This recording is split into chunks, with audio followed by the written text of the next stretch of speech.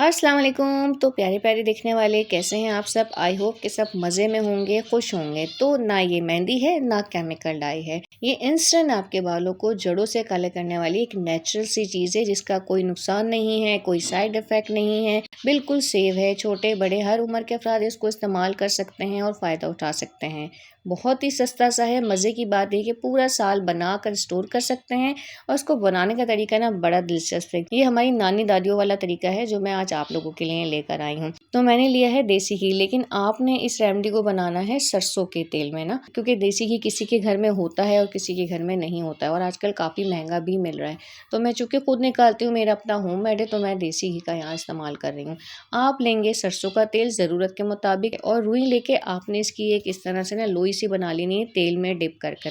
पूरी कॉटन को आपने अच्छी तरह से ना तेल में डिप कर लेना है। 4 से 5 अदद हम इसके अंदर बादाम डालेंगे। एक सीक्रेट इंग्रेडिएंट है इसमें, वो आगे जाकर ऐड होगा। इसके अलावा इसमें कोई चीज़ नहीं जाएगी। बिलीव मी, ये डाई आपको बहुत सस्ती पड़ने वाली है और पूरा साल के लिए स्टोर करके आप रखेंगे तो ख़राब भी नहीं होगी। ये हर्बल डाई है और इसके इतने ज़्यादा फ़ायदे हैं कि आप इससे आँखों के लिए काजल भी बना सकते हैं। तो वो बनाने का तरीका भी आज आपको सिखाऊंगी।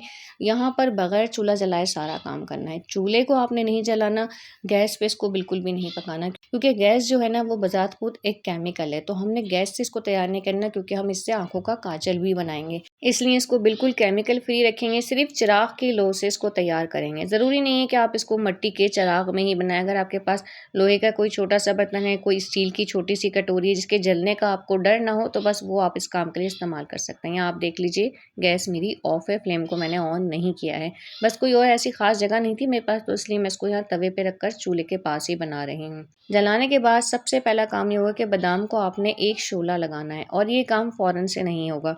आपको ज़रा तसल्ली से ये काम करना होगा। थोड़ी सी देर के लिए आप बादाम को लो के ऊपर रखेंगे तो उसमें खुद ही एक शोला सा आ जाएगा। उस शोले को आपने बुझने नहीं देना है, बल्कि एहतियात के साथ इसी तरह से जलता हुआ बादाम आपने चिराग के अंदर रखते जाना है। फिर आप देखेंगे कि खुद ही ये बादाम पूरा का पूरा जो है वो जलना शुरू हो जाएगा। बिल्कुल नेचुरल तरीका है और इस तरीके से ना हमारी नानी दादियाँ ना आँखों के लिए काजल तैयार किया करती थी। आँखों की कोई बीमारियाँ उस वक़्त होती ही नहीं थी, क्योंकि इतने खालिस अज्जा से चीज़ें बनाकर आँखों में लगाई जाती थी। और यही आपके बालों पे लगेगा तो ना सिर्फ डाई का काम करेगा, बल्कि आपके बालों की ग्रोथ को बहुत अच्छा करेगा। बालों का गिरना टूटना ख़त्म हो जाएगा।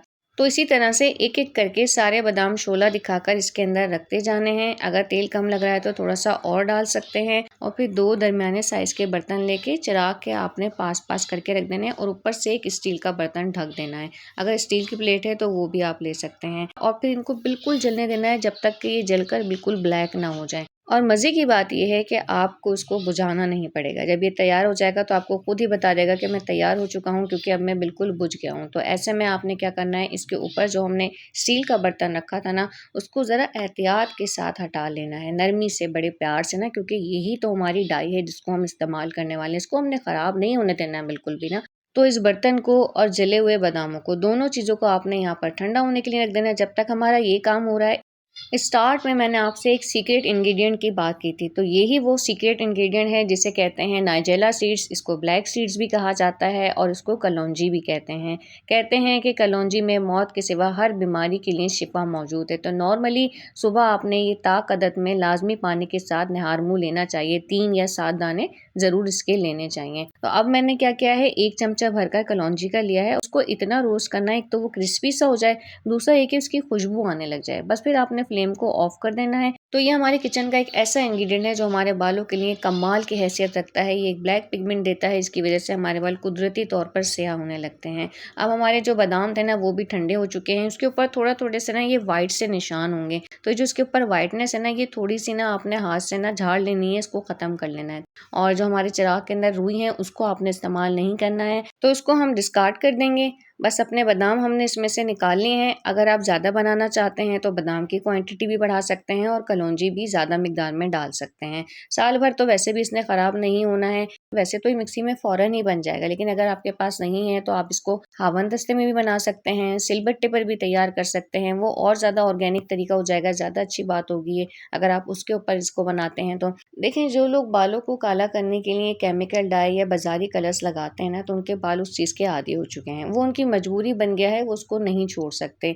लेकिन वो ये कर सकते हैं कि जहाँ महीने में वो 3 बार बाज़ारी कलर लगा रहे हैं, वहाँ पर वो महीने में 1 बार बाज़ारी कलर लगा लें और दूसरी तीसरी बार में ये वाली रेमेडी इस्तेमाल कर लें। या और भी बहुत सी मैंने नेचुरल रेमेडीज़ बालों को काला करने की बताई हैं, उनको इस्तेमाल कर सकते हैं। इस तरह से क्या होगा कि आहिस्ता-आहिस्ता आपके बालों को ना हर्बल डाई की आदत पड़ जाएगी और केमिकल डाई से ना आपकी जान छूट जाएगी। क्योंकि बाहर की जो डाइज़ होती हैं उसमें केमिकल ज़रूर डाला जाता है, ये तो हम सबको ही पता है, जिसकी वजह से बाल लाज़मी सफ़ेद होते हैं। तो थोड़े से बाल काले करने के लिए हम अपने सारे बाल सफ़ेद करके बैठ जाते हैं और फिर हम परेशान रहते हैं कि इतने महँगे-महँगे कलर्स हो गए हैं और महीने में 2-3 बार लगाना लाज़मी है। तो थोड़ी-सी मेहनत करके ये वाली डाई आप घर में बनाकर अपने हेयर कलर के पैसे भी बचा सकते हैं और अपने बालों को सफ़ेद होने से भी बचा सकते हैं। बिल्कुल लाइव रिज़ल्ट आपके साथ इस डाई का शेयर करूँगी, सफ़ेद बालों पर लगा कर दिखाऊँगी 100% रिज़ल्ट्स के साथ।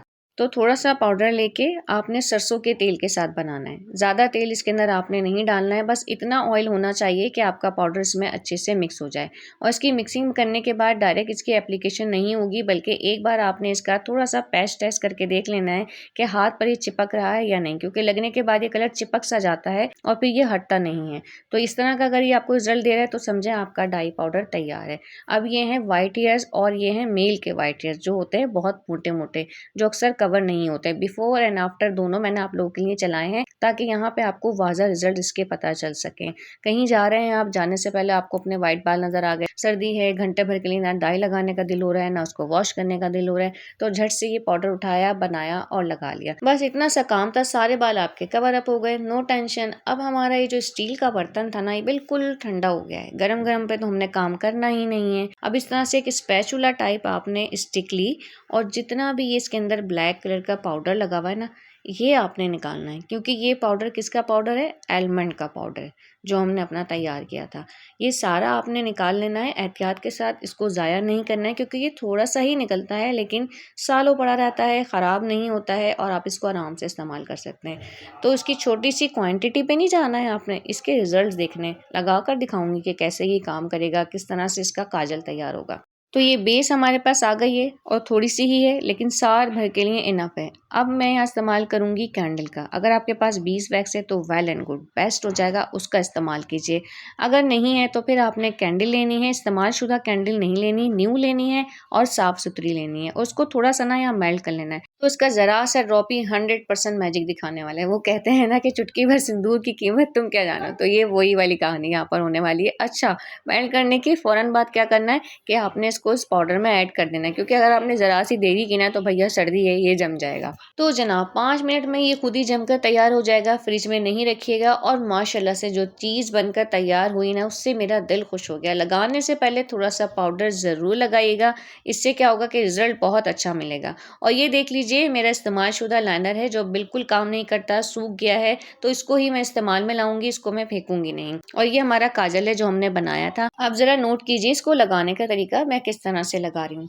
थोड़ा थोड़ा सा लेकर लगाना है, बहुत ज़्यादा आपने थिक लेकर नहीं लगाना है, फिर इसकी एप्लीकेशन ना अच्छी नहीं होगी। तो लाइनर और काजल दोनों चीज़ें लगाने की मैं बेहद शौकीन हूँ और नॉर्मली भी लगा कर रखती हूँ। तो मेरे साथ है आई साइड की वीकनेस का मसला, और जब भी मैं ये बाजारी काजल या लाइनर मुस्तकिल लगा कर रखती हूँ तो फिर मुझे एलर्जी होना शुरू हो जाती है। लेकिन अब बादाम की इस काजल ने मेरी मुश्किल को बेहद आसान कर दिया है। ना सिर्फ काजल बल्कि लाइनर भी है, इससे आप जैसे चाहें कट्स बना सकते हैं। एक ड्राई मार्कर को बस इस्तेमाल कर लीजिए या टूथपिक को इस्तेमाल कीजिए, काजल के तौर पर भी इसको इस्तेमाल कीजिए। और अगर आपकी नानी दादी माशाल्लाह से हयात हैं तो उनसे एक बार पूछ के देखिएगा कि आपने कभी ये वाला काजल बनाया है। असल में मेरी अपनी नानी से बहुत अच्छी अंडरस्टैंडिंग और बॉन्डिंग थी, तो जब भी नानी का जिक्र आता है ना मेरा दिल उदास सा हो जाता है। मुझे और मेरी नानी को अपनी दुआओं में ज़रूर याद रखिएगा, हमें आपकी दुआओं की हमेशा ज़रूरत रहती है और आपके अच्छे अच्छे कमेंट्स का मुझे हमेशा वेट रहता है। कहाँ से आप मुझे देख रहे हैं ये जानना बहुत अच्छा लगता है। तो प्यारे प्यारे देखने वालों से यही गुजारिश है, वीडियो में कुछ भी पसंद आया हो तो सब्सक्राइब ज़रूर कर दीजिएगा। छोटू मोटू सा लाइक का बटन कोने में आपका इंतज़ार कर रहा होता है, इसको प्रेस करते जाइएगा। और बेल बटन को अगर आप प्रेस कर लेते हैं तो मेरी हर नई आने वाली वीडियो सबसे पहले आपको ही मिलेगी। और मैं भी यही चाहती हूँ कि मेरे प्यारे प्यारे से देखने वालों को मेरी वीडियो सबसे पहले मिले। और हाँ, एक बात बताना भूल गई, इसको आप आईब्रोज पर भी इस्तेमाल कर सकते हैं और जो छोटे मोटे व्हाइट हेयर्स छुपाने के लिए आप मस्कारे का इस्तेमाल करते हैं ना, तो वहां पर भी इसको लगा सकते हैं। तो इंशाल्लाह फिर किसी अच्छी सी वीडियो में मिलते हैं। अल्लाह हाफिज।